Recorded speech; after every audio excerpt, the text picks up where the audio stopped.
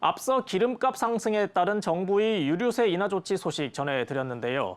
이 유가 상승은 단순히 주유 가격이 오르는 걸 넘어 물가 상승, 나아가 세계 경제에 영향을 미치고 있습니다. 이번 주 산업뉴스인에서는 유가 상승에 따른 전반적인 상황을 짚어보고 앞으로의 전망을 해보는 시간을 갖도록 하겠습니다. 스튜디오에 서울경제 조양준 기자 나와 있습니다. 조양준 기자, 안녕하세요. 네, 안녕하세요. 네. 우크라이나 전쟁, 이 유가 상승 얘기 앞서 해볼 수밖에 없을 것 같은데 현재 좀 전황이 어떻습니까? 이 전 세계를 에너지 위기로 몰아넣은 이 러시아의 우크라이나 침공은 이 말씀대로 지난 2월 24일 발발해서 4개월 넘게 계속되고 있죠. 네. 물론 그 사이 전쟁 상황이 조금 변하기는 했습니다. 기억하시는 것처럼 이 러시아는 전쟁을 시작하자마자 수도 키예프, 이 우크라이나식으로 부르면 키이우를 포함해 이 우크라이나 전역에 퍼진 주요 도시를 동시다발로 타격하는 전략을 구사했습니다.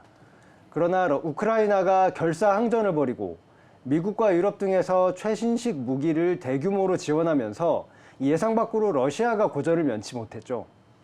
수세에 몰린 러시아는 올해 4월 이 전쟁의 목표를 돈바스라고 불리는 우크라이나 동부 지역 점령으로 전환하고 이쪽 지역에 화력을 집중했는데요. 최근 들려온 소식은 러시아의 파상 공세에 이 돈바스 지역의 75%가 러시아한테 넘어갔다는 것입니다. 이 점은 몇 가지 시사점을 제공하는데요. 우선 서방에서 각종 무기를 지원하는 와중에 러시아의 작전이 나름 먹혀들어가고 있다는 점이고요. 또 하나는 그렇다면 전쟁이 끝나간다는 것이냐 하는 점이겠죠. 왜냐하면 이 러시아가 전쟁 목표를 우크라이나 동부, 즉 돈바스 점령으로 바꿨는데 이 전쟁 목표의 75%를 현재 달성한 상태이기 때문입니다. 다만 우크라이나도 가만히 앉아서 땅을 내줄 리는 없겠죠. 이 볼로디미르 젤렌스키 우크라이나 대통령은 동부 지역을 반드시 탈환하겠다는 의지를 내보이기도 했습니다.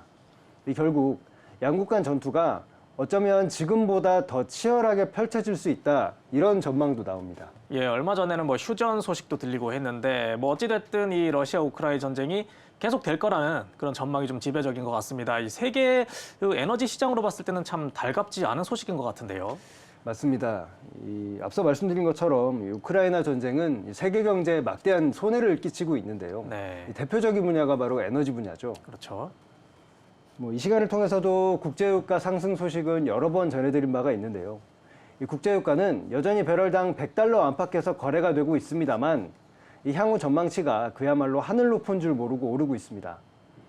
전쟁으로 유가가 배럴당 200달러까지 치솟을 것이라는 전망이 몇 달 전 나왔었는데 이제는 유가가 최고 380달러, 그러니까 지금의 3배 이상 비싸질 수 있다는 예상마저 나왔습니다. 이 JP모건이라는 글로벌 투자은행이 이렇게 전망을 했는데요. 이유는 이렇습니다.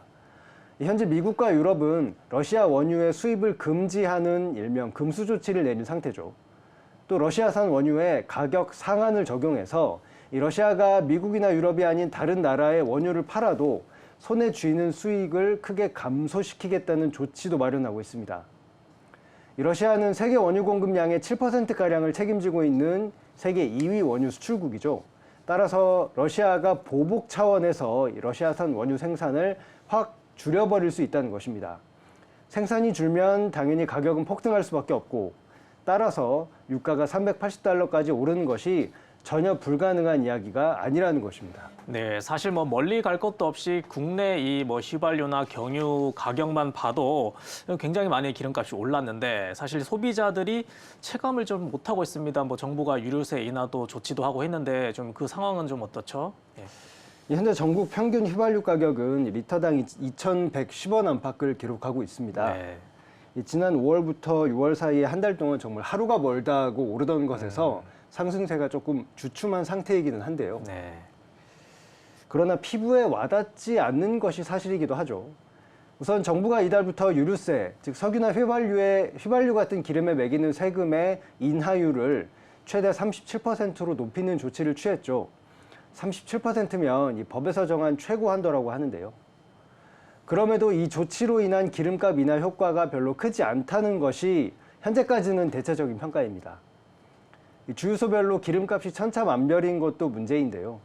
이달 1일 기준으로 전국 주유소 1만여 개 가운데 휘발유 가격을 1원도 내리지 않은 곳이 66%, 즉 10개 가운데 6개가 넘는 것으로 집계가 됐습니다.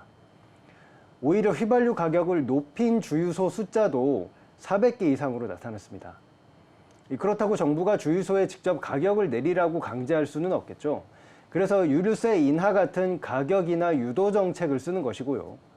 그런 만큼 기름값 완화 조치를 실제로 체감하려면 다소 시일이 걸릴 것이라는 전망이 나옵니다. 네, 이제 문제는 기름값이 기름값만 오른다는 건 아니고 또 전체적인 물가 상승의 원인이 될 텐데 지금 우리나라의 물가 상승이 뭐 외환 위기 수준이라고 하는데 그건 좀 어떻게 보십니까?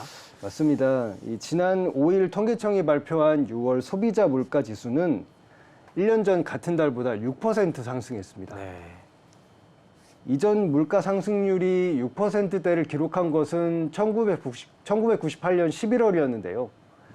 이때는 외환위기를 맞은 한국이 이 국제통화기금, 즉 IMF에 구제금융을 신청하던 당시였죠. 그러니까 한마디로 현재 국내 물가 사정이 IMF 시절 때만큼 나빠진 것 아니냐 이런 걱정이 커지는 겁니다. 이 고물가의 주범이 단연 기름값입니다. 석유류 가격이 1년 전보다 40% 이상 뛰었기 때문인데요. 또 6월 근원 물가, 즉 석유와 식품 등 가격이 민감하게 변동하는 품목을 제외한 이 물가의 연간 상승률이 4.4%로 2009년 3월 이후 약 13년 만에 최고치를 기록하기도 했죠. 이 말은 이 기름값은 물론 물가 전반이 가파르게 비싸지고 있다는 점을 의미합니다. 이 각종 품목 가격이 오르는 상황에 기름값이 말 그대로 여기에 기름을 붓는 악순환이 이어지고 있다는 뜻입니다. 네, 그럼 이제 뭐 기름값이 말 그대로 이 천장이 뚫린 상태로 계속 가는 건지 좀 앞으로 전망은 좀 어떻게 좀 나와 있습니까? 지금까지 드린 말씀만 놓고 보면 이 유가가 뭐 3배, 네. 4배 이렇게 뛰어오를 수 있는 것처럼 말씀을 드리긴 네. 했습니다만 네. 사실 매우 큰 변수가 하나 남아 있기는 합니다. 바로 이 경기 침체 우려인데요. 네. 이런 이야기가 나오는 이유가 이 미국 경기가 침체기에 접어들 수 있다는 전망이 이 시장에서 점점 커지고 있기 때문입니다. 이 경기 침체의 원인이 우크라이나 전쟁, 또 이로 인한 유가 급등과 연관이 있습니다. 미국도 물가가 비싸서 난리죠. 약 40년 만에 최악의 인플레이션이라고 하는데요. 원래 물가가 높기로 악명이 높은 이 미국 실리콘밸리 지역에서는 식당에서 임금 상승 할증료라는 것을 따로 받는다고 하는데요. 이게 뭐냐면 물가가 높아져서 직원들의 월급을 올려줘야 하는데 월급을 너무 많이 올려야 하다 보니 그만큼의 돈을 손님한테 일정 정도 부담하게 한다는 것입니다. 어쨌든 이렇게 심각한 인플레이션을 잡기 위해서 이 미국의 중앙은행인 연방준비제도가 기준금리를 한 번에 0.75%포인트씩 올리는 이른바 자이언트 스텝을 단행하는 등 조치를 취했지만 잡히라는 물가는 안 잡히고 대신 시장의 돈줄을 마르게 한다는 것입니다. 이렇게 되면 경제와 산업활동이 위축되게 되고 따라서 경제가 성장하는 것이 아니라 후퇴한다는 것이죠. 이 미국의 경기 침체는 미국뿐 아니라 전 세계적으로 영향을 미친다는 점에서 이 현재 세계적인 경기 침체 위기가 고조되고 있는 것입니다. 중간 설명이 조금 길었는데요. 이 경제와 산업 수요가 줄어들면 당연히 석유를 사용하려는 수요도 감소하겠고요. 이에 따라 유가가 하락할 수 있습니다. 조금 극단적인 사례긴 하겠습니다만 멀리 갈 필요도 없이 이 코로나19 대유행 당시에 유가가 한때 마이너스를 기록했던 것 떠올리시면 되지 않나 합니다. 이 경기 침체가 오면 유가야 낮아지겠지만 당장 고용이 둔화되고 실업률이 오르는 또 다른 크나큰 문제점들이 발생을 하겠죠. 현재 세계 경제가 이렇게 한치 앞을 볼 수 없는 상황이라고 이 전문가들은 입을 모아서 진단을 합니다. 예, 이 많은 전문가들이 세계 경제가 침체기에 접어들 거라는 예상을 좀 종종 하는 모습 볼 수 있는데 이 더 큰 문제가 발생하기 전에 좀 더 이 전문가들이 확실한 대책을 좀 내놨으면 좋겠습니다. 예, 조양준 기자 수고하셨습니다. 네, 감사합니다. 고맙습니다.